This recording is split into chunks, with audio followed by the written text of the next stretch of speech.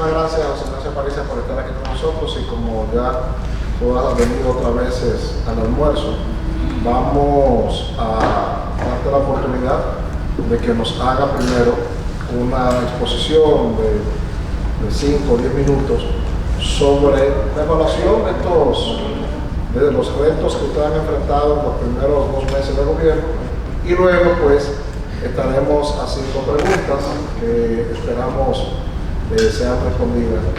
Así que te damos la palabra, José Ignacio. Muchas gracias José, y a todos ustedes.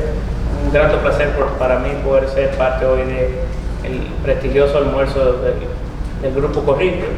Aún falta por acompañarnos Juan Garrigó, que es además viceministro también del Ministerio Administrativo de la Presidencia, que se encarga sobre todo de la área de los proyectos sociales y de solidaridad que desde la Presidencia usualmente se impulsa.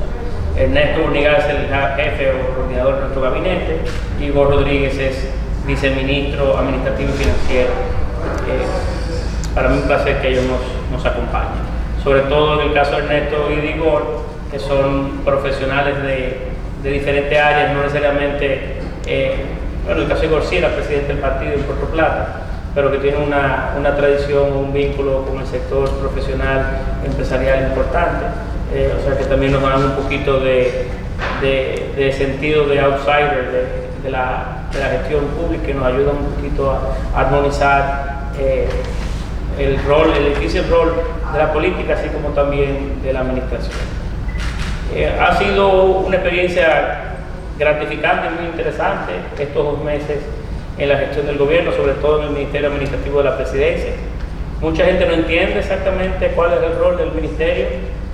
En fin, el ministerio, así como el de la Presidencia, asistimos al presidente de la República en el día a día, y por eso hace que el trabajo también tenga un grado de ser mucho más interesante que en otras áreas, porque uno se ve a diario con diferentes elementos del quehacer público nacional, en el que te ves involucrado, participando en conversaciones de diferentes índoles. O sea, es una posición que estás en multidisciplina constante, y que puedes cruzar de una reunión vinculada a los puertos, al puerto de Manzanillo, como de repente te encuentras en otra reunión en el gabinete del agua.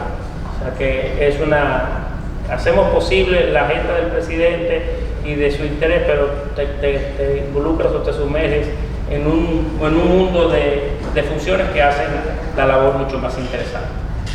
Creo que uno de los grandes retos que se nos ha presentado a nosotros en una gestión de gobierno que ha iniciado en tiempos excepcionales, porque no ha habido transición, la transición ha sido muy corta.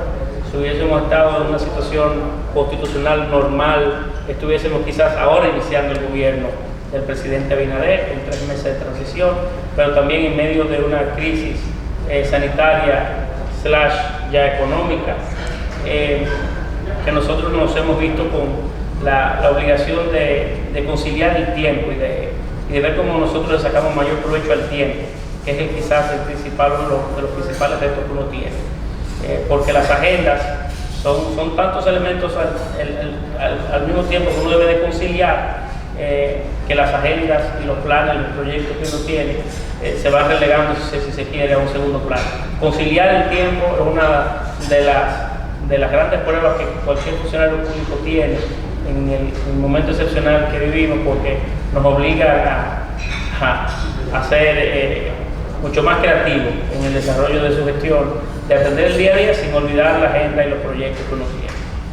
Otro elemento que para mí me ha resultado particularmente difícil de comprender o entender son los altos grados de desorganización del Estado dominicano actual. Más allá del ruido de la política, de las diferencias partidarias, más allá de todas las críticas que uno siempre hace en campañas, si dejamos por un momento eso como elementos del pasado, hemos llegado a un gobierno altamente desorganizado, en el que te encuentras desde lo más sublime a lo ridículo de la conversación, altos niveles de desorganización. Te puedo enseñar muchos. Ahora estamos, por ejemplo, sumergidos nosotros revisando el presupuesto del año que viene del Ministerio Administrativo de la Presidencia, por ponerle solamente un ejemplo. Y en temas de seguro, nos hemos encontrado que, si la memoria no me traiciona, tengo que puede corregirme, nosotros estamos pagando el seguro de vehículos a 584 vehículos. Sin embargo, disponible solamente hay 106. ¿Dónde están nosotros 400, casi 400 vehículos adicionales que le estamos pagando? Más de 484 menos 106, 102. Son 102, o sea, hay una cantidad de vehículos. ¿Dónde están? No se sabe. No lo estamos buscando. La mayoría son chatarras, otros se le paga seguro full, otros son vehículos que han sido donados o están en otras instituciones. No están disponibles y muchos de ellos no se saben exactamente dónde están, pero le pagamos su seguro. Entonces, intentar organizar en tiempos de crisis, donde tienes crisis económica. ¿Cuánto dinero se gasta en eso? En vehículos cerca de 17 millones de pesos en seguro, y de eso deberíamos estar pagando, bueno, 6 o 7 millones de pesos anuales. Estaríamos pagando hoy 2 o 3 veces más de lo que deberíamos. Pero eso es un ejemplo tonto para el tamaño del gobierno, pero eso es uno que te hace cuando te encuentras diferentes ejemplos de esa naturaleza. Te puedo dar el dato ahorita exactamente, pero lo podemos buscar. Pero creo que son 584 vehículos y 102 disponibles. Pero imagínate la potencia, cuando te encuentras eso en todos los ministerios, en diferentes órdenes, que tienes que intentar conciliarlo para tú poder hacer tu presupuesto posible, cuando el de este año va a ser 25 o 30% inferior que el año pasado, y de repente te encuentras un nivel de desorganización importante. O que de repente el Ministerio Administrativo de la Presidencia paga 16 millones de pesos de luz, pero el Palacio solamente consume un poco más de 3 millones. Háganos comprender. ¿Dónde paga? Porque de repente tienes en el código del Palacio Nacional un sinnúmero de otros contadores que no lo cobran a nosotros, pero lo cobran desde la luz de un túnel en el Gran Santo Domingo. ¿Pero cómo hace? Así mismo como lo oyes, como hasta instituciones que no tienen nada que ver con el ministerio nuestro, instituciones inclusive privadas.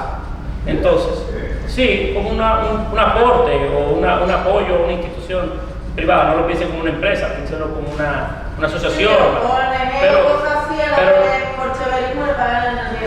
Claro, pero de repente pagamos, si consumimos 16 millones el mes pasado, creo, estamos pagando 12 millones de pesos más de lo que deberíamos. Entonces, conciliar esos temas son niveles de desorganización en temas. Estoy hablando de temas muy sencillos, o sea, muy del día a día de una institución, pero sí hay en grandes instituciones de diferentes quehaceres, cosas que en realidad nos tomará algún tiempo enderezar la casa y hacerla mucho más funcional que otras. No quisiera entrar en instituciones específicas porque no llevo la agenda a otros ministerios, pero hay ministerios aquí que tienen 2 y 3 instituciones que hacen la misma función y que deberíamos nosotros, por un tema de economía de escala, unificarlas, y estamos en eso para echarlas a andar. Pero bueno, esos son todos los retos que nos hemos encontrado en el día a día por delante. Yo debo entender, para que ustedes no harían eso, si no le pagarían la luz eléctrica a una institución, no pagarían la luz eléctrica de un túnel. Por ejemplo, el tema de la luz, de electrificación, tiene que ser o la ciudad de Santo Domingo o el Ministerio de Obras Públicas, pero nunca el Palacio Nacional. Y son cosas que hay que corregir. Esos son ejemplos que le pidieron. Sencillos, son ejemplos sencillos. Y son ejemplos que le pidieron del tema de la desorganización que usted dice que han llegado al gobierno, poniendo ejemplos sencillos. Pero a nivel global, usted mismo decía en una oportunidad que usted entendía que iban a una situación difícil, pero que no tenía la idea de qué tan difícil era, ni de lo grande que había sido el gobierno. Ese choque inicial, ¿cómo usted lo ha ido asimilando? Ha sido difícil porque son estructuras que quieres cambiar y que tenemos que cambiar, pero que toman tiempo. Y así como le he dado 2 ejemplos tontos, así hay grandes temas que nosotros debemos atacar como gobierno y que estamos en eso. Cuando veía que el gobierno era muy grande, es que, por ejemplo, en la estructura de empleos del gobierno dominicano hoy, en cada día te encuentras que la institución tenía una nómina, cualquier institución, una nómina formal publicada, y te encuentras 3 o 4 otras adicionales que no tienen ese nivel de publicidad o que no están en las normas de hacer. Entonces, el Estado tiende a ser mucho más grande de lo que en algún momento tú podías proyectar, porque no tenías toda la información suplida, no tienes toda la información con el nivel de transparencia que requieres para poder hacer las ponderaciones totales. Pero tenemos muchos retos, estamos muy deseosos de asumirla. Tenemos un presidente de la República que es un hombre de cualidades muy específicas, demasiado trabajador. Le voy a confesar que en el Palacio Nacional el presidente se va a las 12 de la noche. El mismo presidente decía que cuando llegaron ese mes no tenían ni para pagar.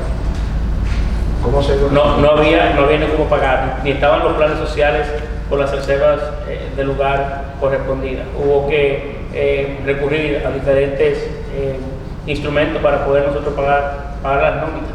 Eso es una realidad que está medianamente ahí. Y este año, el año difícil de conciliar será el próximo, porque ya este año está a punto de concluir.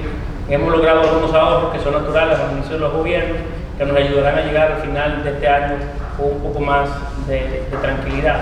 Pero el año que viene, con los déficits que se tienen proyectados y con la situación económica que vive el país, que aún no se recupera como consecuencia del COVID, porque el COVID no sabe cuándo va a terminar, tenemos un año por delante. El que viene será un año que requerirá de todo el pueblo dominicano para salir adelante y que requerirá de grandes esfuerzos para poder nosotros, en el marco de la crisis que vive el país, poder salir fortalecidos. Será un año de grandes retos, pero tenemos la voluntad y el deseo de convertirnos en un ente de unidad y de vinculación de la familia dominicana para poderlo hacer posible.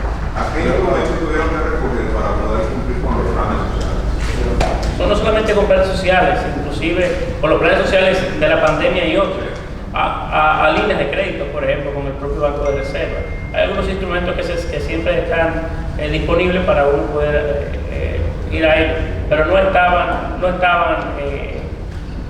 como habían dicho, en banco para poder nosotros pagar el primer mes de nuestro gobierno. Leonora.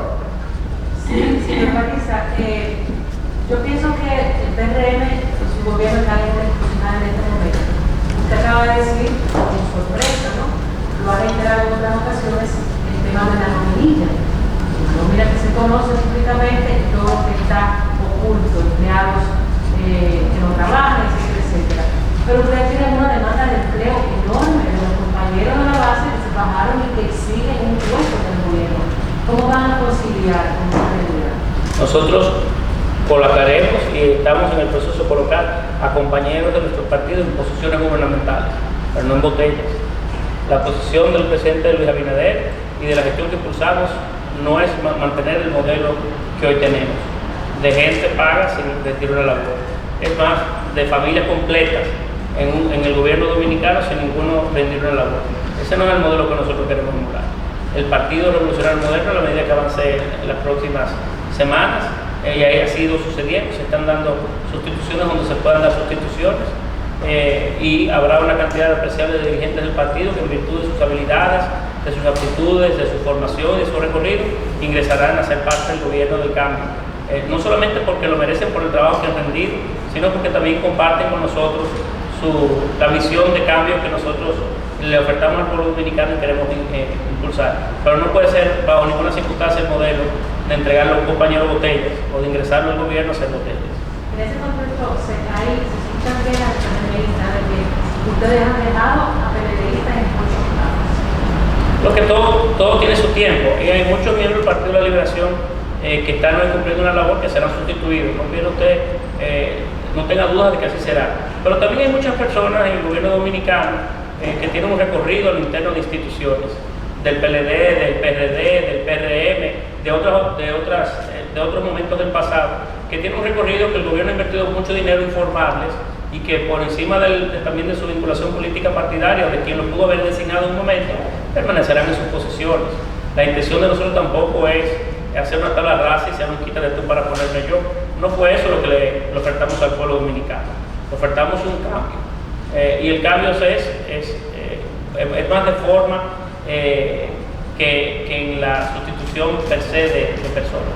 Pero habrá cambios que se harán también de personas y se están dando en la medida que avanza el tiempo, pero con el cuidado apropiado, con la tranquilidad que requieren estos momentos, y entendiendo que esto es un proceso, que el gobierno no termina ahora, sino que apenas acaba de iniciar.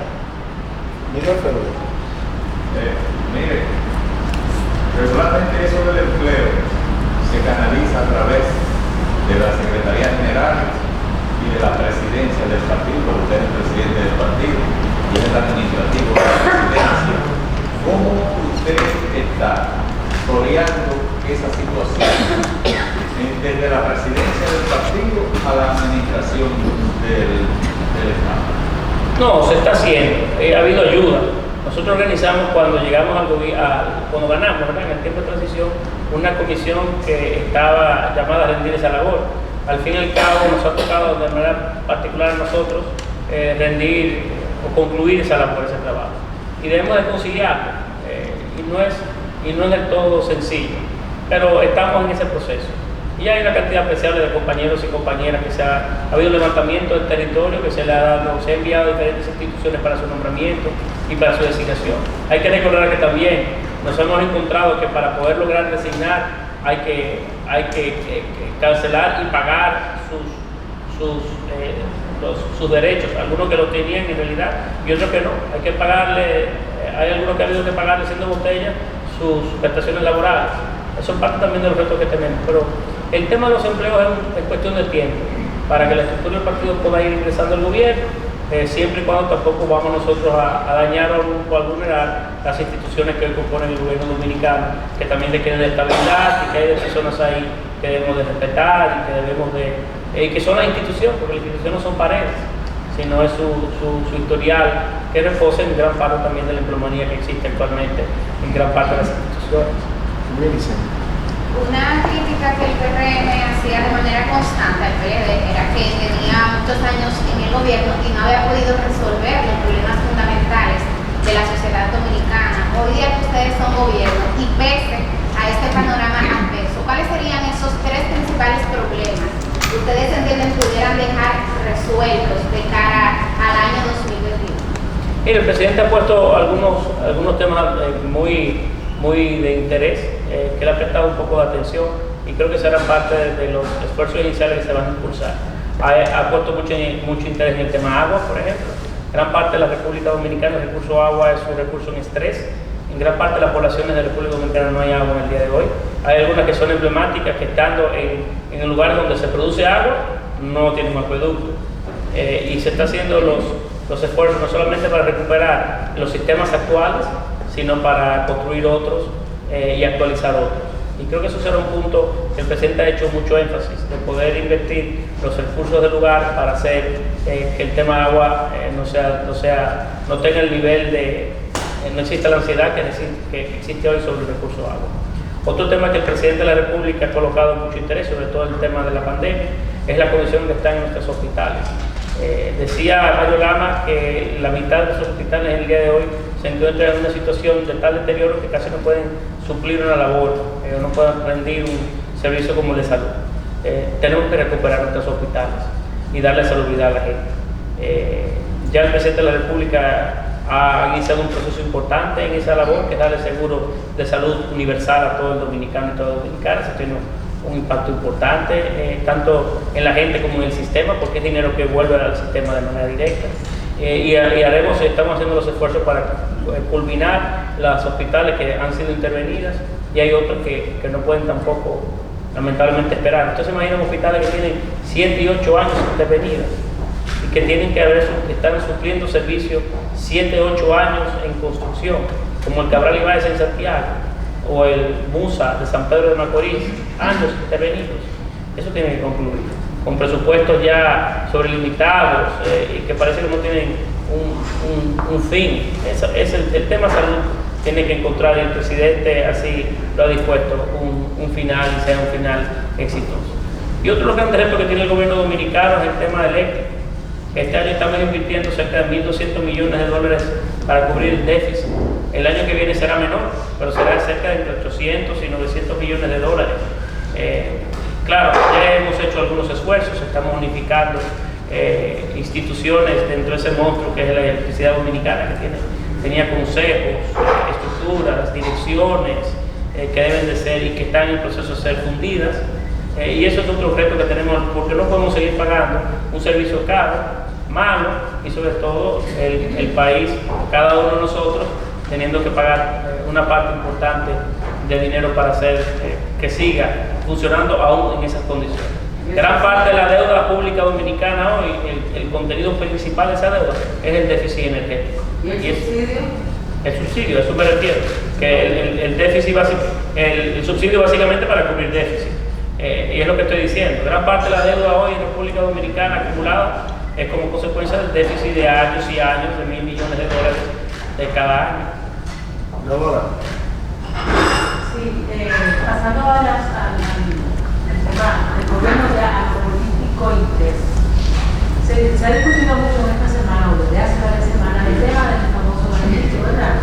Ustedes recibió su barrilito. Sí, así es. Fue senador. Pero parecería que en el PRD no hay una unificación de criterios, porque mientras usted ha dicho en algunos momentos que está de acuerdo con que se define el presidente también, hay otros senadores que mantienen una posición total de rechazo. O sea, el PRD no tiene una idea unificada, o lo van a dejar a la libre de cada senador, tomando en cuenta que es un reclamo de la sociedad, de que finalmente se quite ese privilegio militar. Mire, yo fui senador y en mi oportunidad expresé lo mismo que digo hoy, que eso es una práctica que debe ser eliminada por múltiples razones, pero debe ser eliminada en un concurso de todos.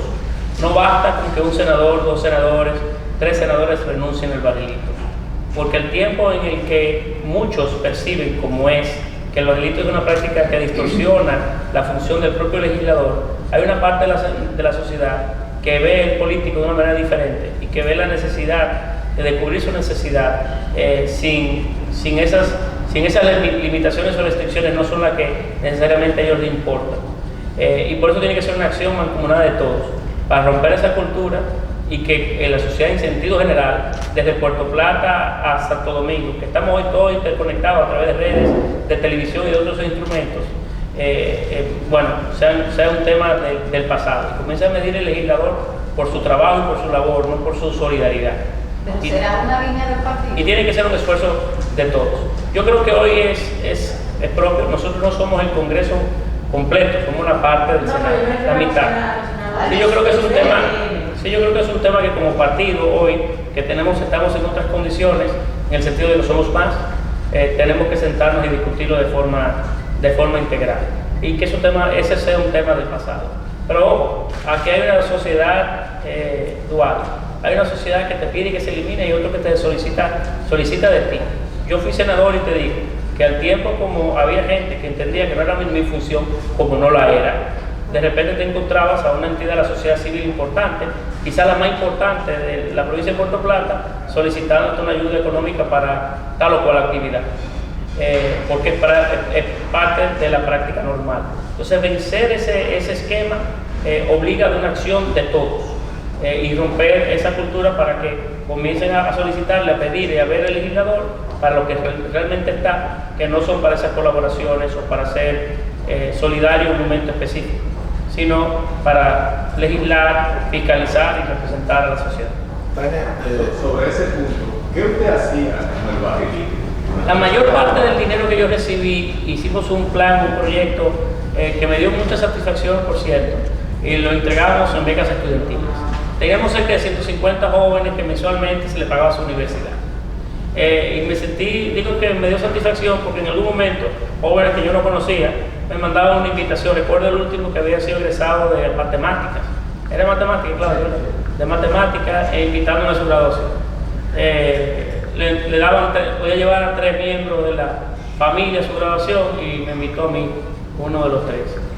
Yo evidentemente no fui, que vaya, lleva a su papá, a su mamá, que somos los que merecen acompañar. Pero eso me dio mucha satisfacción. Y la mayor parte del dinero estaban para 2 cosas: pagar la oficina, porque hay un componente de esos recursos que están destinados para pagar alquiler, agua, luz, teléfono, luz de la oficina y cualquier pequeña iguala, y las becas estudiantiles.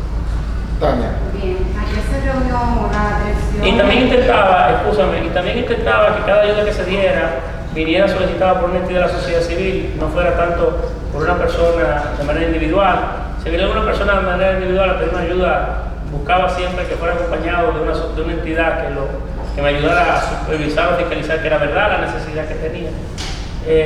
Y bueno, siempre me fiscalizaba. ¿Entiendes? No solamente buscaba el Senado te audita, pero yo también contrataba una compañía para que me auditara de manera privada, para cualquier error, cualquier elemento que no haya sido hecho de la forma adecuada, se pudiera identificar. Si usted hubiera sido candidato a senador, hubiera tenido esa ventaja sobre la competencia por el cargo. Si ese hubiese sido el elemento fundamental, nunca hubiese ganado la senaduría. No, sí, no. Es un elemento que está ahí, que pudiera utilizarse como una herramienta política, dependiendo de cada senador como lo use. Yo intentaba no utilizarlo como una herramienta política, pero si el dinero fuera el elemento fundamental, el PLD nunca hubiese salido del gobierno, nosotros no hubiésemos ganado, no hubiese habido un cambio total del Senado. De todo el Senado apenas ganaron 3, el Senado entero fue renovado, 29 perdieron. Es un elemento distorsionante y distorsiona la función para lo que estamos. Pero en realidad no es, como dirían los americanos, un game changer, no es lo que va a hacer o va a permitir que no haya un cambio político en tal o cual provincia. Tania. Yo quisiera insistir. No, yo quiero insistir sobre lo que preguntaba. Retoma ahorita porque Cambiemos de tema. ayer se reunió la dirección ejecutiva del partido para ver el tema de las vacantes en la Cámara de Diputados. Me gustaría saber quiénes la conforman y cuáles fueron los lineamientos que tomaron en cuenta para elaborarlos. No, la dirección ejecutiva del partido se reúne de forma periódica. Inclusive los estatutos mandan que nos reunamos semanalmente. Materialmente no es posible hacerlo toda la semana, nosotros nos reunimos, hemos comenzado a reunirnos cada 2 semanas, otra vez luego de pasado el proceso electoral. Y en la discusión del día de ayer se nos dio el poder a mí y a la compañera Carolina Mejía para que, no poder, se nos ratificó el poder que los estatutos nos daban para poder enviar al Congreso Nacional, a la Cámara de Diputados, las ternas de nuestra propuesta para que la Cámara elija las 4 puedan suplir las 4 vacantes que existen hoy en la Cámara de Diputados. Y la compañera Carolina Mejía y yo estaremos prestos a hacerlo en el día de hoy o mañana. Y digo esto porque siempre nosotros hemos tenido la práctica, tanto Carolina como quien les habla, de no obstante tener el mandato de los estatutos para actuar de tal o cual manera, consultar siempre a los órganos. Gran parte del éxito que hemos tenido como partido ha sido y de mantener la unidad interna del partido ha sido por el cuidado que hemos tenido de consultar a los organismos y consultar al liderazgo. Y eso fue básicamente lo que hicimos en el día de ayer. Le puedo sí adelantar que cuidaremos las proporciones de hombres y mujeres. De las 4 vacantes hay 2 que son mujeres y tendremos 2 mujeres de 4. Y estamos buscando que los perfiles que vamos a proponer sean los más adecuados, que sean representantes tanto de nuestra organización como de la característica del territorio que van a representar. En esa construcción estamos. ¿Serán familiares de los renunciantes o no? Jason no va. Creo que en el día de hoy o mañana lo presentaremos. Quiero decirle que el hecho de que familiares participen en la política no necesariamente es pecaminoso. Así posiblemente, quizás mi hijo termine siendo político y pueda crecer conmigo. Si la política, si fuera pecaminoso que un hijo mío estuviese involucrado en política o siguiera los pasos de su padre, pues entonces hubiese que revisar casi la vida social de manera particular, completa. Mira, Carolina Mejía es hija de un presidente.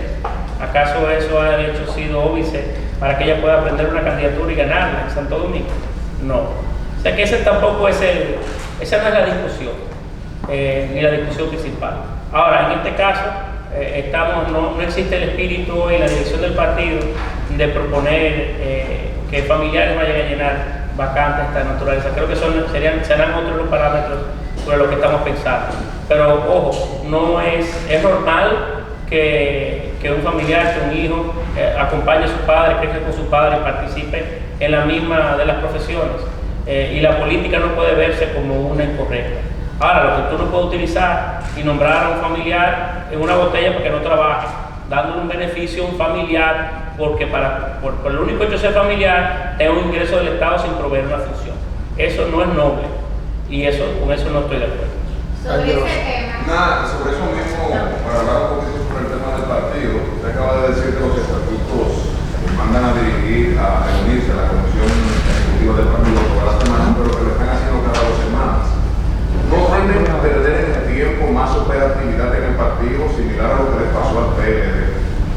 básico. Uno de los retos que tenemos como organización es esa. Por eso en una de las últimas reuniones del partido le dimos la función a una comisión para lo que hemos llamado un proceso de profesionalización del partido. Existen áreas muy importantes en la vida orgánica de un partido, como por ejemplo la Secretaría de Organización y Electoral, que requieren de un trabajo permanente. Y esas áreas, hay áreas que requieren de un personal que pueda rendir una labor casi a tiempo completo.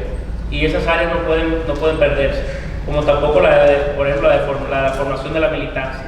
Y estamos en eso, para que el partido no pierda la operatividad y para que podamos mantenernos siendo una organización fuerte, vigorosa y en crecimiento. Porque el proyecto PRM no se ha concluido. Logramos nosotros alcanzar el poder en 6 o 7 años luego de su formación, pero el PRM es un proceso, un proyecto en construcción. Y eso tomará algún tiempo para que el partido pueda tomar su cuerpo, pueda crecer como queremos y pueda ir instruyendo la militancia de la forma que queremos. Y eso tomará algo de tiempo. O sea, el PRM no es un proyecto culminado, es un proyecto en proceso de maduración que requiere todavía de un trayecto. Y eso es una de las preocupaciones que tenemos. Además que casi todos los que ocupamos una posición de importancia en el partido también tenemos funciones en el gobierno. Eso pasa también en la mayor parte de los partidos del mundo cuando llegan al Congreso. Sobre este mismo tema, sí, uno de los parámetros que también se manejó en la opinión pública para la sustitución de las vacantes era que se le diera a las personas que quedaron como segundo más votados. Recordamos el caso de Claudio Camaño, que se discutió mucho en la opinión pública. Quería saber si ese parámetro va a ser tomado en cuenta y si tiene posibilidad de alcanzar. Mira, hay casos y casos. No me voy a referir exactamente al de Claudio. Pero, por ejemplo, hay circunscripciones como de 11 diputados, donde cada partido cogió 5. Entonces, si usted no salió en los 5, usted no es el segundo más votado. Usted es el 12º más votado. Depende cómo se interprete o se pueda conocer. Pero sí, pudiera ser que uno de los parámetros también para componer parte de la terna sea en relación a la votación que hayan obtenido tales o cuatro candidatos. Yo he encontrado, por ejemplo, mujeres, que para las mujeres estamos proyectando que las mujeres tengan un mayor nivel de participación en política, sobre todo el crecimiento en el territorio de la participación de mujeres. Te encuentras mujeres altamente votadas en procesos internos, pero que por el tema del método no salieron diputadas, pero fueron más votadas que diputados que resultaron electos en otros partidos. Entonces, por ejemplo, en ese caso, es una candidata que tiene un elemento adicional para colocar sobre la mesa y que tenemos que proyectarla, utilizarla para proyectarla. O sea que hay casos y hay casos. Pero uno de los grandes retos que hemos tenido con los diputados es buscar, quisiéramos construir un método para el futuro que fuera el que se utilizara siempre cuando existieran vacantes, para que no se impusieran estas discusiones que hasta se generan fricciones internas y se maltratan las relaciones interpartidarias en el propio territorio, que ya son en oportunidades el voto preferencial te pone a enfrentarte uno con otro y te coloca en una situación difícil. Pero queremos construir un método que sea común para todos. Entonces, en eso, Marisa, ustedes asumieron el gobierno en medio de una gran crisis, tanto económica como sanitaria y política, lo cual indica que para salir de ella se necesita un gran diálogo, una gran acumulación de voluntades. Así lo han manifestado incluso ustedes. ¿Qué están haciendo ustedes para promover un diálogo, un acercamiento de los diversos sectores del país para enfrentar juntos toda esta crisis? Porque son múltiples crisis que estamos viviendo, y el mismo Partido de la Liberación Dominicana, sus principales sectores políticos, han dicho que en algunas condiciones estarían dispuestos a ese diálogo. Yo creo que lo mejor, en esta parte inicial, lo mejor que hemos podido hacer para abonar a esa idea es el propio mensaje y el comportamiento del presidente Abinader que ha ido mandando. Una actitud de visitar a sus contrarios políticos, a los que junto con él se debatieron en un proceso electoral, que son hoy parte de la oposición dominicana. La renovación del Consejo Económico y Social que se hizo también para hacer de él o relanzarlo de tal manera que pueda ser un instrumento interesante para tanto las reformas al sector eléctrico como a la reforma fiscal, que ya se ha ido conversando sobre ese tema, pueda hacerse en el marco del Consejo Económico Social, así como el recorrido que hace el presidente de forma constante y el detenimiento que hace en sus recorridos por todo el territorio nacional. El presidente Abinader ha mandado mensajes muy claros en su propio comportamiento de esa necesidad y de esa actitud. Y sobre todo manteniendo con el ejemplo los elementos que lo llevaron a él al poder. En esa naturaleza tendremos nosotros la oportunidad de unir al pueblo cuando se requiera para tomar tal o cual opción. Usted no puede solicitar al pueblo que rinda más tributo si usted no hace que el gobierno sea más eficiente. Entonces son esos mensajes y esos ejemplos lo que creo que el presidente Abinader envía cada día, lo que lo hace más propenso a que una unidad nacional, cuando sea necesario llevarla a cabo, tenga más espacio, además de su capacidad de escuchar y de estar atento a cómo piensa, se mueve y actúa la sociedad dominicana. Ustedes nunca van a escuchar a un presidente Abinader en las alturas de un palacio nacional con distante a lo que piensa la gente abajo en las barriadas que están próximas a él. Luis será un presidente diferente en ese aspecto. Luis no, el presidente Abinader será que está tu brazo.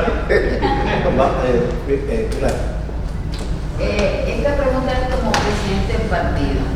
Yo quiero saber si han tratado al interior del partido el caso Kimberly y qué tratamiento le van a dar a ese caso, si la van a acompañar, van a poner abogados para que la representen en la justicia, qué tratamiento le van a dar a ese caso. No es un tema que se ha conversado interno del partido. Creo que ha sido una discusión que llegó a un punto alto de discusión en el plano nacional, inclusive diferencias entre dos damas a quien le tengo de alguna manera niveles de respeto a ambas. Y creo que Kimberly ha dado una respuesta interesante, que es una respuesta no común, que es solicitar una licencia, o sea, de alguna manera su investidura dejarla a un lado y presentarse en la disposición de responder a quien tenga una curiosidad de dar cuentas si la justicia se lo necesita, y se ha hecho presente. Para ella sé que no ha sido un tramo fácil, su propia familia sé que no ha sido unos días agradables para ellos ni para ninguno de nosotros, pero ella ha tenido la firmeza o la posición de estar dispuesta a responder y lo ha hecho. Un programa de acción más política que de gestión o de política pública. Es un arma política de colocar a un actor político en escena todas las semanas. Hay más de 2.400 compromisos de visitas sorpresa que se realizaron. Al tiempo que les hablo, cerca del 64-66% de los compromisos que se arribaron fueron cumplidos. Cumplidos para la administración pasada era haber desembolsado los recursos que se habían dispuesto para tal o cual acción. No así, no se le daba seguimiento al desempeño de esa colaboración, ya sea económica, básicamente económica, en otras oportunidades era de equipos, de equipamiento, de alguna relativa construcción. Nunca se le dio seguimiento, nunca se le dio ningún tipo de asistencia en el tiempo, y debo decirle que sin profundizar para que no se viera mi argumento como un tema evidentemente político, la mayor parte de las iniciativas que se hicieron, la mayor parte de las visitas sorpresas que se hicieron no rinden hoy un resultado positivo. La mayor parte de las mismas que hasta el momento hemos revisado, porque no hemos podido concluir la fiscalización o la revisión de todas las iniciativas que se han dado, están hoy en situaciones muy críticas o inexistentes desde el punto de vista de que no han sido en el tiempo exitosas.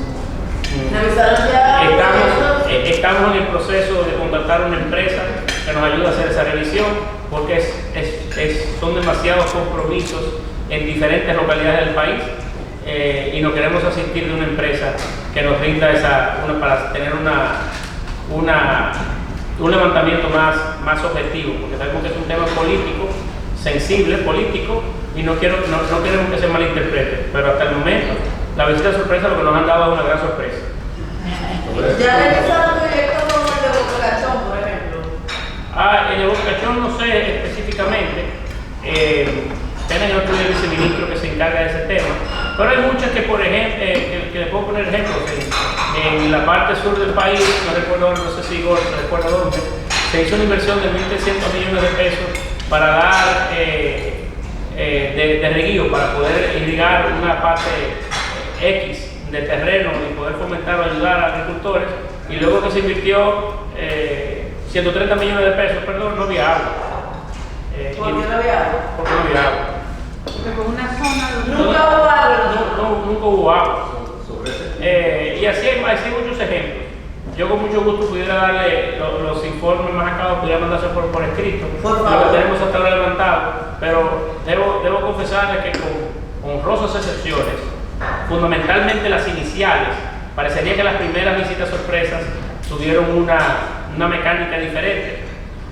Las que se fueron produciendo en el tiempo no tienen sustento, la mayoría no tienen lógica desde el punto de vista de producción, y los resultados son negativos. Eso es lo mismo, pero Sí, sobre ese punto, en una comunidad de María Trinidad Sánchez, Copellito específicamente, me encontré a unos... ¿Cuál es? Copellito, Copellito. Sánchez, sí, a unos piscicultores que se quejaban en ese momento de que le habían quitado unos equipos que le eran sumamente útiles y que le había dado el gobierno anterior. Ellos le atribuían esa acción al IAD. Por lo menos le puedo dar ese dato. Sí, lo que pasa es que las visitas sorpresa en oportunidad se manejaron con esfuerzos de diferentes agencias gubernamentales. O sea, no solamente se impulsaban desde visitas sorpresa como tal, sino que se buscaba la asistencia de otras instituciones afines a que intervinieran territorios, o dieran parte de su presupuesto o financiaran obras. Por ejemplo, todo lo que el Banco de Reserva financió, la gran mayor parte de la cartera que el Banco Agrícola financió para visitas sorpresa, todas están sin pagar. ¿Qué? Todas están sin pagar. Básicamente todas las ayudas que dio el Banco Agrícola o que financió el Banco Agrícola están sin pagar. La visita sorpresa solamente nos rendieron sorpresas. Claro, puede haber una malinterpretación en un momento determinado por un tema de un equipo que se le habrá. Pero en sentido general era una escena política para que un actor político en primera línea tuviera donde presentarse. La mayor parte de los proyectos, lamentablemente, como no se le dio seguimiento en el tiempo, se concluyó desde el punto de vista financiero, pero la mayor parte no hay nada ahí.